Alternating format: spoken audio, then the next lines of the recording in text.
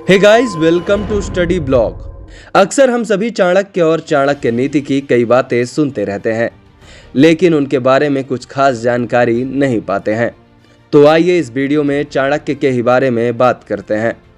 आज से लगभग 2400 साल पहले एक ऐसे व्यक्ति ने जन्म लिया जिनकी कही और लिखी हुई बातें आज भी सही साबित होती हैं, और आज के समय में भी उनके द्वारा कही गई बातों को फॉलो करके आदमी सफलता की ओर बढ़ता चला जाता है। और उस महान शख्सियत का नाम है चाणक्य, जिन्हें विष्णुगुप्त और कौटिल्य भी कहा जाता है। चाणक्य का जन्म 375 ईस्वी पूर्व के आसपास हुआ था, लेकिन उनके जन्म स्थान को लेकर एक मत नहीं है।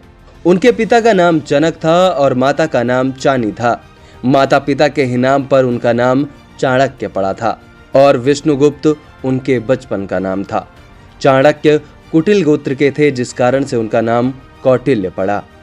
वह एक महान लेखक, दार्शनिक, अर्थशास्त्री, शिक्षक और राजनीतिज्ञ थे। दुनिया की सबसे पुरानी यूनिवर्सिटी तक्षशिला यूनिवर्सिटी का नाम आपने सुना ही होगा, जो कि हमारे देश में ही थी। चाणक्य ने वहीं से शिक्षा प्राप्त की थी और वहां ही शिक्षक थे। आचार्य चाणक्य ने अपने जीवन के सभी अच्छे और खराब परिस्थितियों का सामना किया, कभी भी हार नहीं मानी और अंत तक लड़ते रहे, जब तक कि उन्होंने अपने लक्ष्य को पूरा नहीं कर लिया।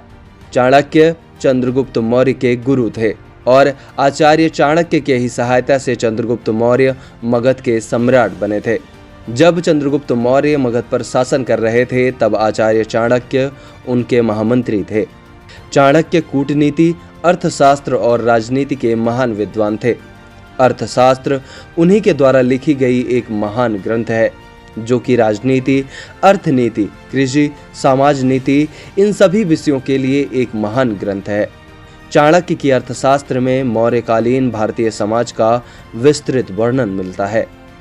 अखंड भारत का सपना दिखाने वाला और कोई नहीं, चाणक्य ही थे। चाणक्य को भारत का मैकियावेली कहा जाता है। मैकियावेली प्राचीन यूरोप के एक प्रसिद्ध लेखक और राजनीतिज्ञ थे। ये दोनों ही राष्ट्र को सर्वोच्च समझते थे।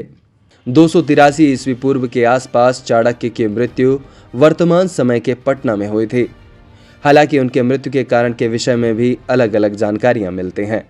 आपको ये जानकारी कैसी लगी, हमें जरूर बताएं।